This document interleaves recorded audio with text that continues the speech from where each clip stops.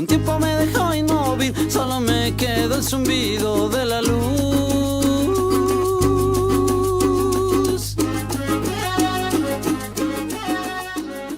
Cada día estamos viendo más fuero ahí en Pilsen. ¿Qué piensas de eso? No, pues ahora sí está muy diferente ya, que como cuando nosotros vivimos. Cuando nosotros vivimos ahí era, se puede decir, como basurero, donde quiera. Había basura ahí en el parque estaba lleno de botellas y borrachos. Y ahora está muy limpio todo, lo que sea. Por las calles que han de estar muy limpios, como he andado yo. Cuando estabas ahí... Y ahora sí vale mucho la casa. Cuando estabas ahí en Pilsen y viste todo ese basurero y los borrachos y ¿nunca te pensabas en los futuros de tus niños viviendo allí? No, pues, ¿qué podía hacer? Vivíamos como se puede, como da el tiempo.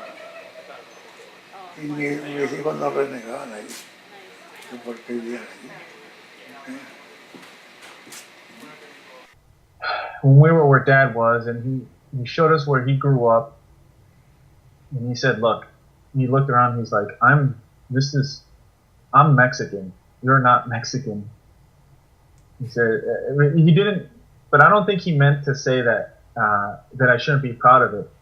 But it was important for him to make me understand that I was born in America for a reason. You know what I mean? He said, "Look, this is Mexico. You're not Mexican." You know what I mean? Yeah. You're American. Yeah. And throughout the years, we've had conversations about it where he said, "Look, it's important to know where you come from and be really proud of it, but it's also important to understand where you are and to continue moving forward." So that's kind of what my identity racially was. I'm a first generation American. I'm not a hyphenated American. I'm not a Mexican American. I'm not a Latino American. I am a first generation American, son of Mexican immigrants. That's my identity.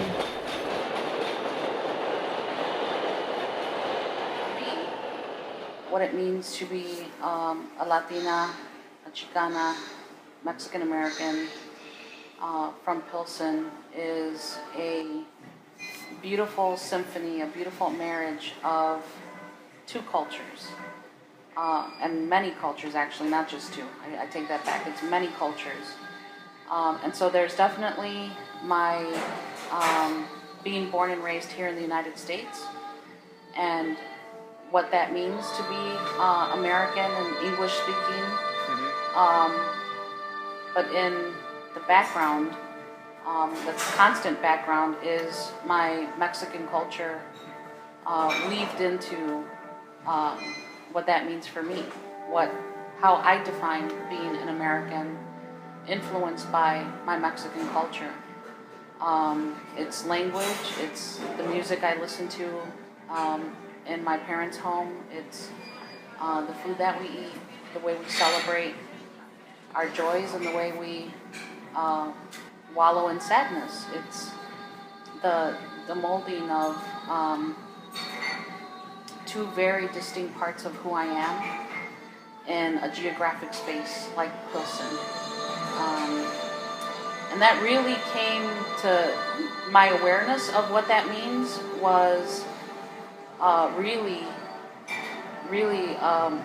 awakened when I was in college and I studied abroad in Mexico, and I never really thought about what it meant to be from Pilsen until I studied in Mexico. And when I was going there, I thought, okay, I'm going to the motherland, they're going to accept me, they're going to understand me, I'm going to feel embraced in a different way than I do back home in the United States. And once I got there, I was rudely awakened that I'm a pocha, I'm a Chicana, I'm from El Norte, I speak Spanish funny, and when I came back home and I was walking through Pilsen and you could hear the sounds and smell the smells, that's when I realized that Pilsen is home. Pilsen is what it means to be a Chicana or a Mexican American. For me, this is home. It's part of who I am.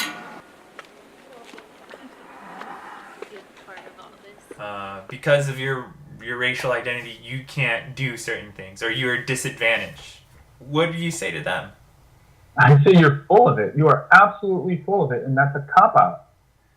It's people. I think it's some sort of psychological thing where people love being oppressed or claiming to be oppressed. No, if you want it, you go get it.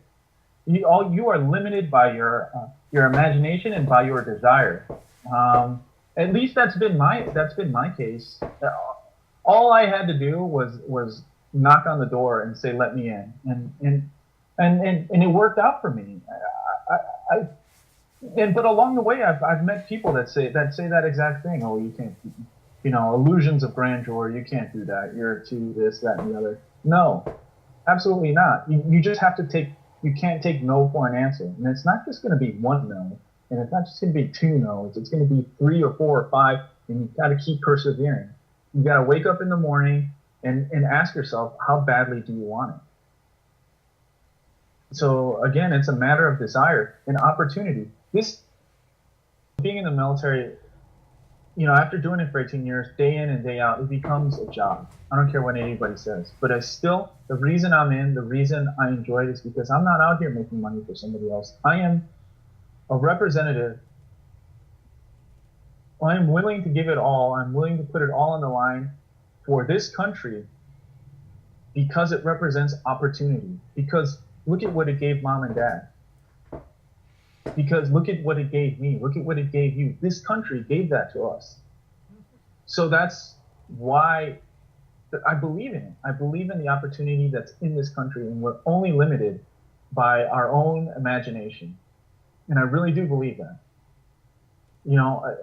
But like I said, I don't know the nuances of climbing the corporate ladder or, making it in a private business. I don't know what those challenges are, but I still believe that I still have to believe that here in the United States, those opportunities are better than most of the world. And I'm willing to fight and die for that. Yeah, absolutely I am, What would you say to the people that would say, "Oh, just tighten up those bootstraps and work extra hard, like that pish posh"? What would you say to those people? The typical line that I use about the whole bootstrap thing is, how do you expect people to pull themselves up from the bootstraps when they have no boots? Again, we go back to options. Let's make it ethnic, how do you want me to pull up my bootstraps when I wear huaraches, That's good. And so, when you're living in this country and you're undocumented and you live in fear, when there's violence right outside your door, when you worry for the safety of your child day in and day out, and when you worry about the safety for yourself, am I going to make it home tonight, or am I going to be picked up by ICE? Am I ever going to see my family again? We don't know what type of pressure that gives or that puts on a family. And so, from a young person's perspective, to have that type of responsibility of, not only do I have to worry about passing this class and making the grade, but now I also have to serve as translator for my parents. We don't have insurance. My parents don't have a bank account. It's those types of things that I think other young people, other youth in this country and in this city don't have to worry about. They really don't. And so when you're not from a situation like that, and when you come from privilege, you don't give it a second thought. But for some youth in this community, that is their reality. Not for everyone, but for many, that is their reality.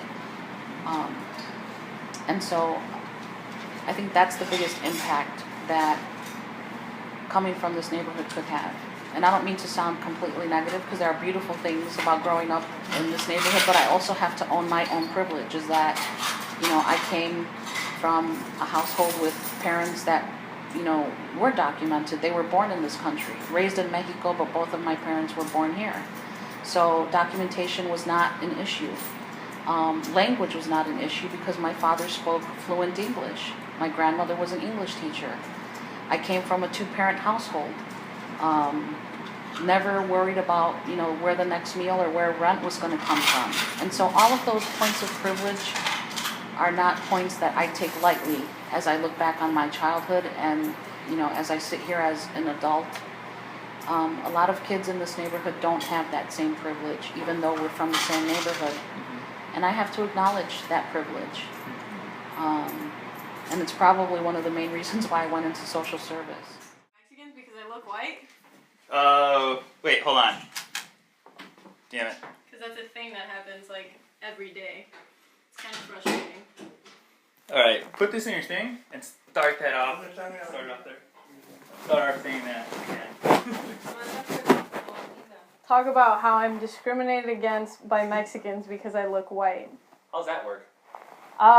It's interesting actually. Like, I've spent my entire life being really proud of where I came from, and it turns down that the only people who look down on me are the exact people that I am, meaning Hispanic, Latino women are the ones who really kind of get serious about that kind of stuff. It's weird. I don't know. It's strange.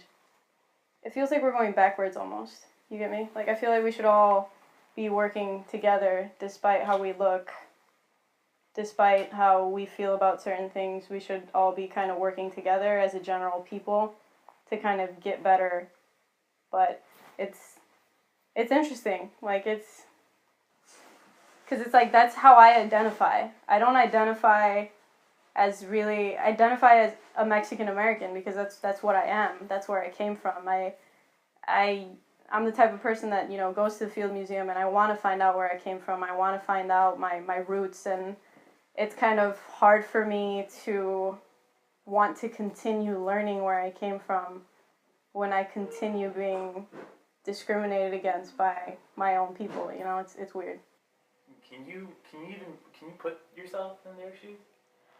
I have the ability to understand Spanish, so I've actually heard a lot of hurtful things be said, about me in my own presence because, these Hispanic people didn't necessarily know that I spoke Spanish.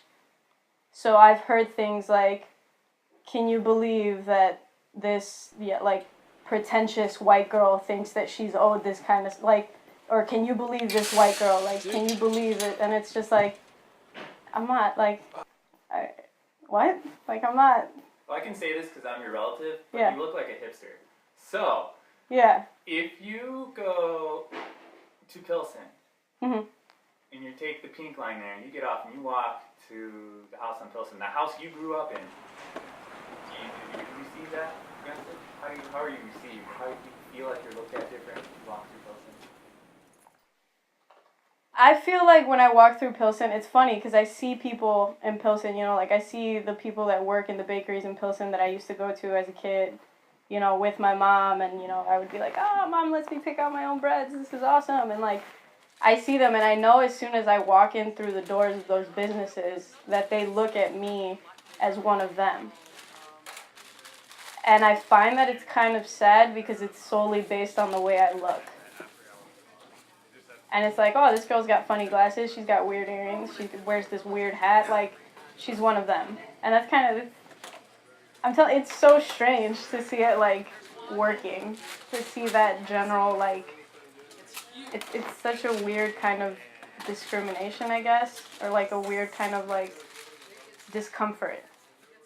Because it's when I was little, I would walk in, they'd say hi, they'd greet my mom, this all take place in Spanish.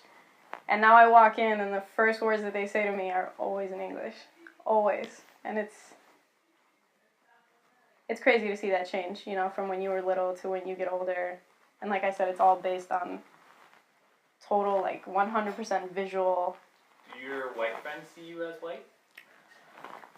No, but they don't see me as Mexican either. It's weird.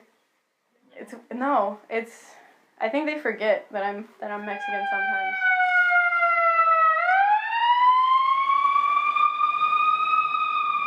She said she gets a lot of flack from Latino women. Yes. What would you say to her? I would say not to let them define your identity. It's a huge issue in the Latino community to accept the rainbow of colors that we have. So it's just as hard on the white person who is Latino to constantly be questioned just as much as it is for the Afro-Latino to be questioned about their Latino-ness. I would lean more towards that the Afro-Latino or the Black Latino has it much harder, I would say, in regards to privilege and maneuvering their way through life. But in regards to the typical Latino-ness, I think they both catch a lot of flack for it. You know, obviously the lighter side gets some privilege with that, or a lot of privilege with it, compared to an Afro-Latino. But there is still criticisms on both ends, and I think that has to change. It has to change because, you know, Latinos come in every shade and color. Especially with Mexicanos, you don't hear us talk about the influence of Africans and Africa in our culture, and it exists. It absolutely exists, and a lot of Mexicanos either don't pay attention to it or they deny it, but we absolutely have African influence in our culture.